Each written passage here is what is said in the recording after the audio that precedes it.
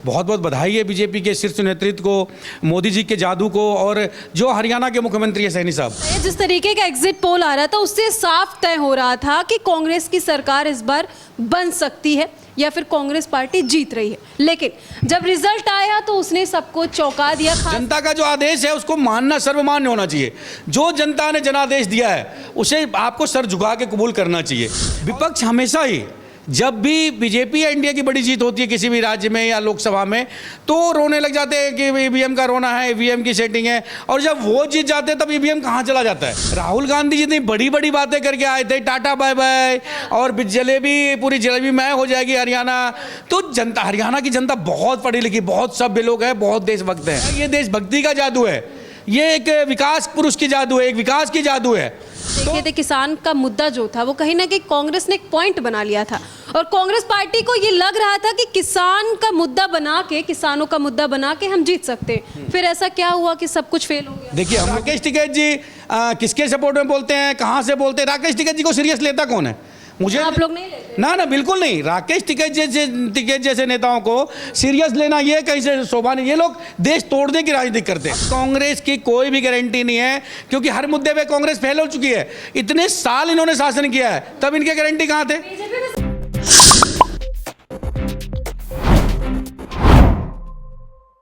हरियाणा में चुनाव का रिजल्ट आ गया और आप सभी जानते हैं कि बीजेपी पार्टी ने हैट्रिक लगाते हुए 48 सीटों पर अपना कब्जा जमाया और एक बार फिर से बीजेपी तीसरी बार हरियाणा में अपनी सरकार बनाने जा रही है।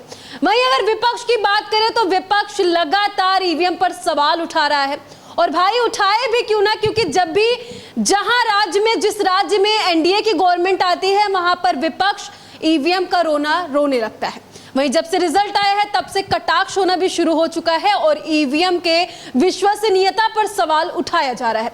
इसी पर बात करने के लिए इस वक्त हमारे साथ एलजेपी रामविलास पार्टी के दिल्ली प्रदेश अध्यक्ष शंकर मिश्रा जी मौजूद हैं। सर, सबसे पहले तो बहुत बहुत स्वागत हमारे चैनल। जी नमस्कार आपके चैनल को। हरियाणा का रिजल्ट जिस तरीके से आया, सबसे पहले तो उस पर दर्शकों को किस तरीके से शुक्रिया अदा करिए? नहीं, सबसे पहले तो मैं मोदी जी और बीजेपी को बधाई दूंगा कि इतना तीसरी बार, इतना विरोध के बाद तीसरी बार इस तरीके से जीत, इतना बड़ा जीत। बहुत बहुत बधाई है बीजेपी के शीर्ष नेतृत्व को, मोदी जी के जादू को, और जो हरियाणा के मुख्यमंत्री है सैनी साहब, उनको बहुत बहुत बधाई है कि फिर से एक बार वहाँ बीजेपी की सरकार बनने जा रही है। दूसरी बात है विपक्ष के कटाक्ष की। विपक्ष हमेशा ही जब भी बीजेपी या इंडिया की बड़ी जीत होती है किसी भी राज्य में या लोकसभा में तो रोने लग जाते हैं कि ईवीएम का रोना है, ईवीएम की सेटिंग है, और जब वो जीत जाते हैं तब ईवीएम कहाँ चला जाता है। और जब जो एमपी जीत गए थे, जब वो राजस्थान जीत गए, अभी जैसे लोकसभा में यूपी का जो रिजल्ट, हर जगह, अब यूपी क्यों, अभी हरियाणा में 5-5 थी, तो फिर ईवीएम का रोना क्यों नहीं था? और जैसे ही इंडिया के पक्ष में, बीजेपी के पक्ष में वोटिंग पड़ती है तो इनका ईवीएम का रोना शुरू हो जाता है, क्योंकि इनके पास कुछ रहा नहीं है। राहुल गांधी जितनी बड़ी बड़ी बातें करके आए थे, टाटा बाय बाय और जलेबी, पूरी जलेबी मैं हो जाएगी हरियाणा, तो जनता, हरियाणा की जनता बहुत पढ़ी लिखी, बहुत सभ्य लोग हैं, बहुत देशभक्त हैं। वो लोग गलत निर्णय के साथ जा नहीं सकते। अच्छा शंकर जी, बात बताइए, जिस तरीके का एग्जिट पोल आ रहा था उससे साफ तय हो रहा था कि कांग्रेस की सरकार इस बार बन सकती है या फिर कांग्रेस पार्टी जीत रही है, लेकिन जब रिजल्ट आया तो उसने सबको चौंका दिया, खासकर आम आदमी पार्टी और कांग्रेस।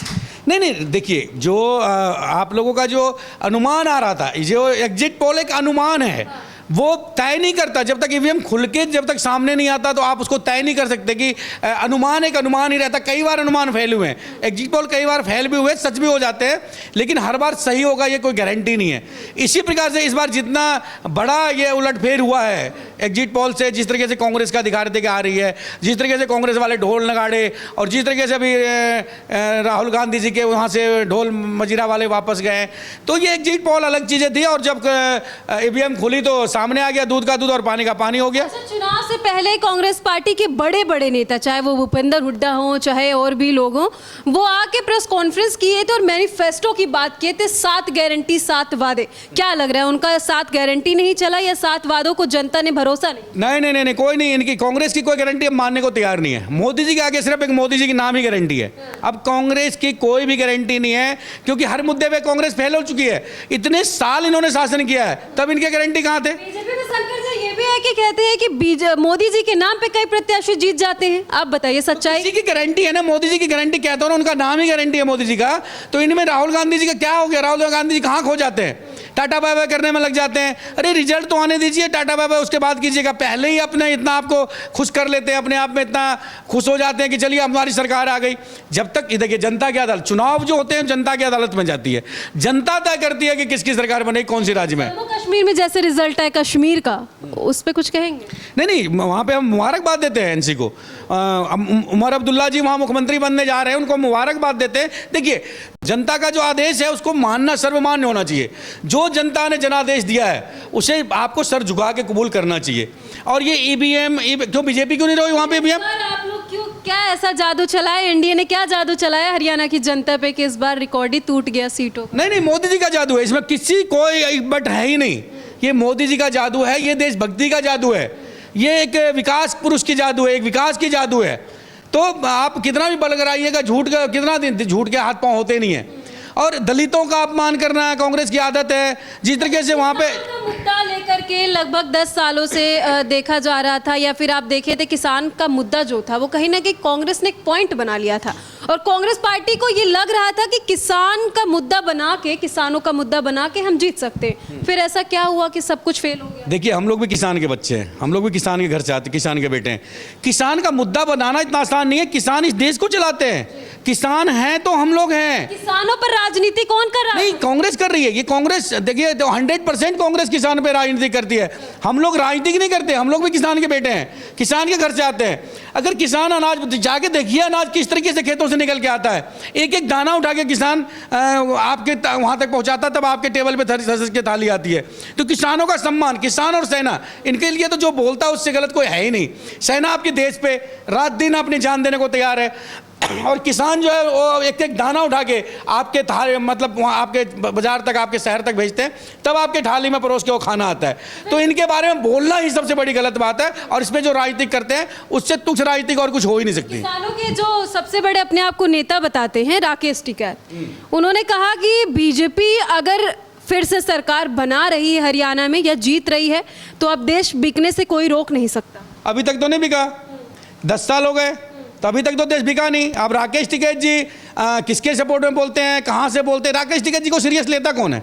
मुझे आप लोग नहीं लेते? ना बिल्कुल नहीं। राकेश टिकैत जैसे नेताओं को सीरियस लेना ये कहीं से शोभा नहीं। ये लोग देश तोड़ने की राजनीति करते, किसान के हितैषी होते तो किसान की बात करते, ना कि पॉलिटिकल दलों के साथ वो देश कैसे तोड़ना है, कैसे देश को फोड़ना है, नहीं, इस प्रकार की बात नहीं करते।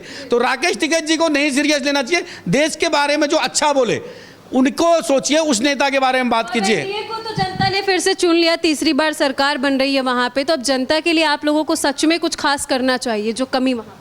नहीं, बिल्कुल एनडीए की सरकार वहाँ बनते ही जो रह गई है कमियां। देखिए आज मुझे लग रहा है कि हरियाणा देश के मतलब संपन्न राज्यों में से एक है, सब कुछ है वहाँ पे।